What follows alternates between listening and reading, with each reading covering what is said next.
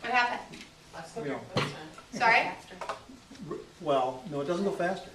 But relative to the paper, But wait, it just doesn't tell me about the change. time. Oh, it got to the first. same time. You got this I think so. 2.02, 2 seconds.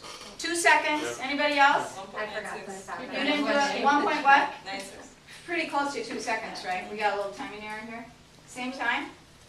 David, why?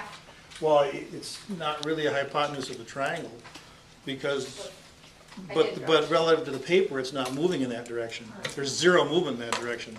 So, its movement, can I call this the x direction? Its movement across the paper in the x direction didn't change, right? So, when I added a y component of motion, because it's perpendicular, so if I add this y component of motion, that did not affect the x component of motion. They're independent of each other. So, me pulling, I'm gravity, right? I'm pulling it down, but its motion across the floor wasn't affected. So, this is one of the ideas that I have in the bag, is that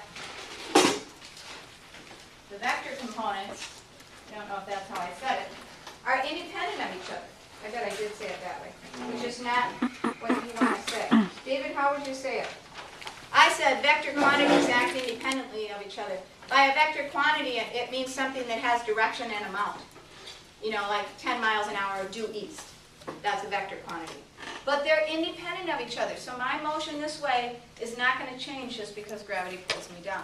A way you could show it in class is to just take a ball and walk